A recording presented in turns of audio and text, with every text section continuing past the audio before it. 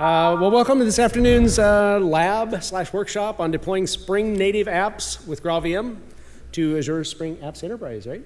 Yeah. So my name is Mark Heckler. I'm a principal cloud advocate of Java and JVM languages at Microsoft, and Candice Quates. I'm an engineering manager at VMware. I'm responsible for Azure Spring Apps and a few other things. So. I'm Tim Ng. I'm an architect on the Microsoft side for Azure Spring Apps. Yeah. And Neven Cvetkovic from Tanzu team, solution engineering as well. Cool. Here, you can do the first few and I'll catch. all right. So we have a pretty straightforward and simple agenda. Of course, in labs, workshops, they never turn out to be simple and straightforward, but at least the agenda is clean, right? So we've already welcomed, the logistics are basically, if you're in the back, get on the Zoom call so you can actually see the screen, because the screen's a little bit tiny, unless your eyes are considerably better than mine, and then good on you. We'll talk about, give a brief introduction to the Java native image, what it gets you, where it came from, what, pros, cons, etc. We'll talk about workloads and use cases using GraalVM, how to build native images using GraalVM, hopefully the most straightforward, simple, and fun way to do so. There are many paths to get there, but this is the best. No opinions here, but it's the best. And then we'll talk about and show the expressway to production with ASAE or Azure Spring Apps Enterprise, and we'll launch right in. So with that, yes, and once again, since this is a small room, if you're sitting in the back, you might want to join in the Zoom call so you can, zoom in on the screen. Okay, so I'll kick things off and then I'll hand this off to smarter people. So what is Java native image? I guess let me ask, who here has been using and working with Java for, 3 to 5 years? Longer? Yeah, so most of you come from the JVM realm, right? And we're still there, it's not gone, it's just that we have more toys in the toy box now, which is kind of nice. But Java has traditionally been a compiled to bytecode language and environment. It has many advantages going that route, including a level of platform independence. The Java virtual machine, the JVM, abstracts away the specifics of the underlying platform, which I don't know if anybody remembers the old write once, run anywhere promise, which sort of almost worked in many cases. It was an ideal, right? And it got a long way down the path without ever hitting 100% perhaps, but you do your best. But the idea was an abstraction, a level of abstraction so that Java archives or jar files could be deployed easily anywhere there's a JVM. So whether it's your laptop or a server or a cloud or anything else, that was the idea, is that the jars were transportable and portable. That can be a huge advantage, but it also can come with a size and performance penalty, right? And most of us are at least vaguely familiar with that as it goes. Over Java's history, just-in-time compilers or JIT compilers have boosted performance, resulting in sometimes, occasionally, performance advantages over native code because of things like inlining, optimizations, like dynamic optimizations, etc. In general, though, this isn't the case. There is always going to be a bit of a penalty, especially because upon initial execution of a Java application, you have to spin up and warm up the JVM as well as the application itself. So that's a little bit of a penalty. Usually you see that in a few seconds, right? Something that you would think, maybe it's a one-line application, it takes 2 to 3 seconds to run. This seems like that's crazy, right? Well, it's because you have to spin up that JVM to execute it. So typically what happens when you start an application for the first time, it loads and verifies the bytecode. It does a quick first pass compilation and optimization of the code, and then some general housekeeping tasks associated with executing a bytecode-based application.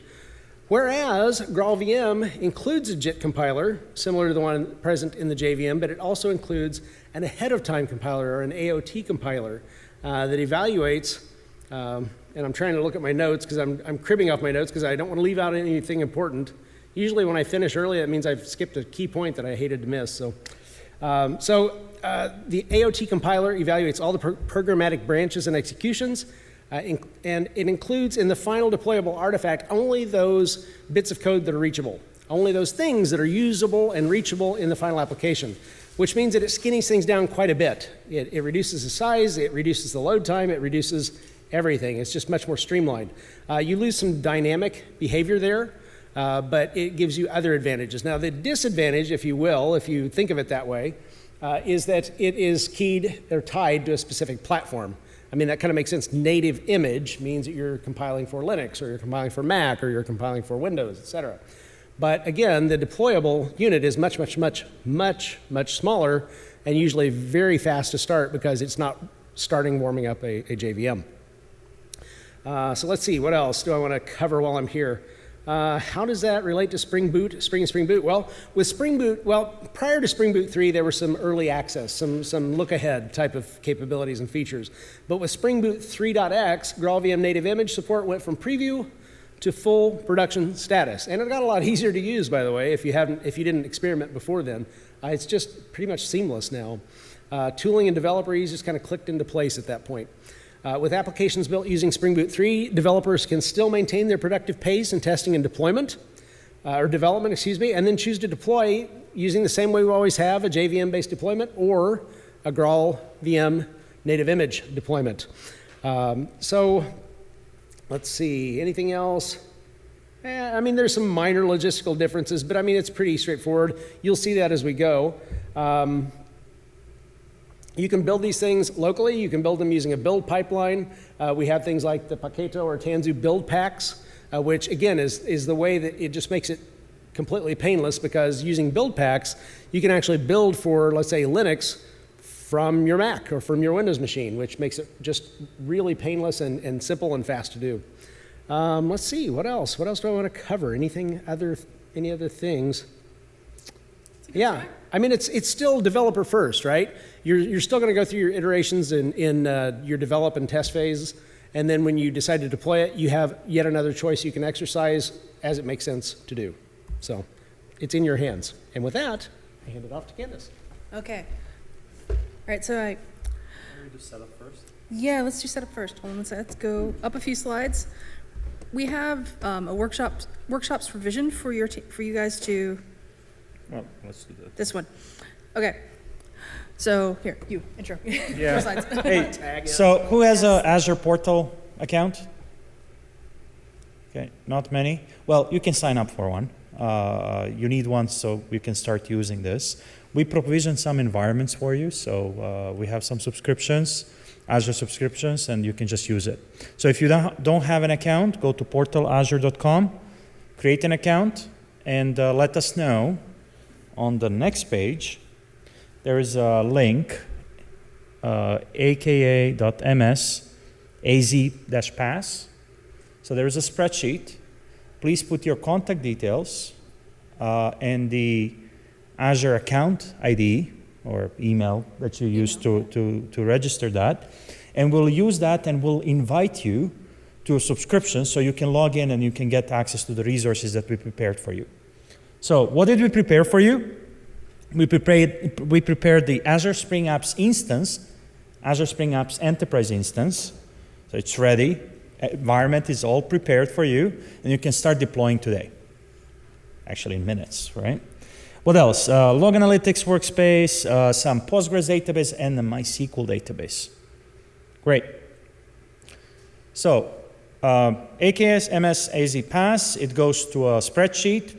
Fill in your details. There is the invited column.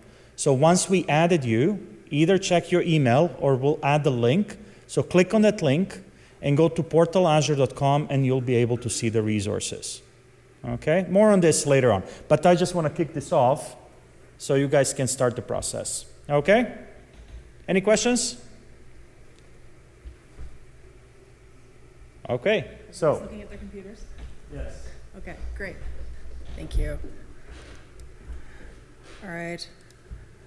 So talk a little bit more about GraalVM. When should you use this? It really, really shines on container-based workloads and Kubernetes and in the cloud where you want a low memory footprint and a quick startup time for scaling, serverless workloads, anything along those lines where you want fast restarts is key.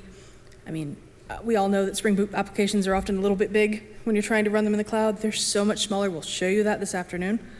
And has anyone run Spring Boot on Kubernetes in here? Anyone run Kubernetes? You have. Oh, great. Cool. People in the room doing the same thing. So comparing the load of the two applications is really striking. It's really cool how small we've been able to get this footprint. So let me see what we have. for next. All right, just a little intro on how to build this. You install it, you install the dependencies, you run that image, or you use the Spring Boot starter with Maven, which is even easier. So you include a plugin and just build it -p native. It's all it takes. It builds on most machines now. It doesn't need huge amounts of hardware. It needs more than you might need for regular Spring Boot. And let's see. But where we're really shining here is with build packs. So build packs, you just choose the right build pack. Pack config, or you use Azure Spring Apps and you just do AZ deploy. And we'll see that in a minute. I was actually going to show you from GitHub as opposed to from here. Right. Neven, do you want to do the expressway? You want to do this bit? You can do this bit. It doesn't matter. Okay. Okay, I'll tag in here. Yes. So yeah, I mean, does anybody remember Cloud Foundry? I always point back to this because not from an operator's perspective, but from a developer's perspective, it was glorious, right? I mean, developers could focus on the stuff they wanted to do, needed to do, getting much needed functionality in the hands of their users, and they could do a CF push, and they could wire up services, and everything was grand, right? Well, as we know, Cloud Foundry is kind of like, you know, it's not necessarily a major player anymore. Yeah, exactly. And Kubernetes kind of displaced it, right? So early on, Pivotal and then VMware partnered with Microsoft to kind of create a similar type of developer-first environment. Spring and Spring Boot are very much developer-first, and so is this platform. So Azure Spring Apps, or ASA, and then Azure Spring Apps Enterprise, which gives you a lot of extra goodies, like the end-to-end, you know, Spring runtime support and build service and all this other stuff that's, you know, again, goodies, gives you a way to deploy your applications to production quickly and easily, very much with the ethos of that developer-first mindset, the Spring opinionated, get it to production, make it robust, resilient, and reliable, et cetera. So that's kind of I guess this is a sales pitch, but as a developer, this is the stuff that I love because nobody likes to hand-tune YAML files. And if they do, well, I don't know. There are probably counseling groups out there. You could seek help. But so Spring is trusted and growing. Is anybody here new to the Spring ecosystem? Okay, so you know this, right? I mean, Spring is again that force multiplier for developers. So I don't really have to go into that much. It's just super useful and super again flexible and versatile. The world's leading brands run on Azure. Well, I'll let you look that up yourself. Ultimately, what it comes down to is that a lot of folks trust Azure Spring Apps to get their apps to production and keep them there. Yeah, same thing. Fully managed infrastructure, built-in app lifecycle management, ease of monitoring, gives you all the goodies you need. When things aren't at 100%, you can quickly drill in, find them, fix them, and get back to coding. You already said this one. Yep. Don't have to learn or manage Kubernetes. If you want to, great. You still can, but you don't have to. Yes. So yeah. We're at the provisioning step. And there we are. We're right back kind of where we started. Yeah. Woot. Yes. Yes.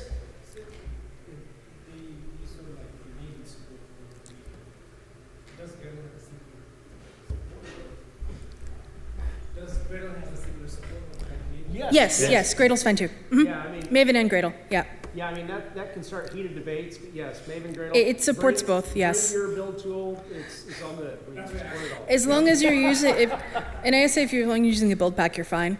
It's Maven and Gradle are both supported. Many of our samples are both. both. Where it gets tricky, if you have POM XML and build Gradle at the same time, You have to which one pick gets one. picked? And that's actually a bonus question. Figure it out, right? So which one actually is going to get picked up by the... Because what it does, it automatically scans your project. Be closer to the mic. And then it figures out what do I need to use. So that's the beauty of the build packs, right? So a lot of stuff is magic. In a good way. Yes. Okay, so what we need, I've seen already these people popping up. Please use send in the column for Azure account. Give us your email address that you use to log into portal.azure.com. Okay, and we'll start inviting you. I think the 06 is already, we've done that one invite. So we'll keep adding it. But while we're doing that, Yes. let me walk you through what we are going to actually be doing. Okay? So we're doing the lab. It's called Spring Pet Clinic. Anyone heard of that one before? Yeah, that was supposed to be a joke. Okay, nobody's laughing. Okay. Anyhow, it's a nice little website, right? It's backed by a database. It could be Postgres. It could be MySQL. We actually give you a choice that you can use. We have actually 5 steps. 5 easy steps. So unit 0, we already have completed that for you. If you want to recreate this later on in your own environment, you can. There are steps in unit 0, right? So creating the Azure Spring Apps Enterprise instance, creating the database, creating the log analytics, few other things, right? Awesome. So what are we doing? Let's actually walk through the few steps. So first we need to create an Azure Spring Apps application, which is we create a placeholder, right? So what we're going to do, we're going to have 2 apps. One is going to be normal jar app, like Java app, right? And the other one is going to be native app. It's the same code base, but we're going to deploy differently. Actually, it's very similar. We're just going to use a different build pack, right? Cool. So that's the first one. We're going to create a placeholder. Second one is actually we're going to deploy 2 versions of the app. So the placeholders that we created, we're going to use the build pack. We're going to deploy it. All right, there's some nice steps there. We're going to use the H2 version. So that's where it gets tricky. The Spring Pet Clinic kind of assumes MySQL. Okay, for no apparent reason. Okay, that's what we're using. But we're asking you to copy H2, which is the in-memory database. We don't want to play with databases just yet. Why is that important? Well, if you're using jar, just normal environment, it's runtime, so it can actually figure out a lot of things on runtime. Guess what? There are some limitations when it comes to the Graal and the native image, because things are kind of static, very static. So you need to pre-create, you need to essentially say what kind of driver I'm going to use and stuff like that. So you need to be a bit more prescriptive when it comes to native images, right? Anyhow, so that's good. So we're going to use H2, we're going to deploy it, we're going to see 2 different versions of the app. Awesome. Unit 3, I suggest that you use Postgres, but you can use MySQL as well if you want. So either 3A or 3B. Essentially what you need to do, you need to go to an app in the Azure portal, in the Spring Apps, and you need to create a connection. So connection to a database. In the connection to the database, essentially it's the credentials, things like that. You create that.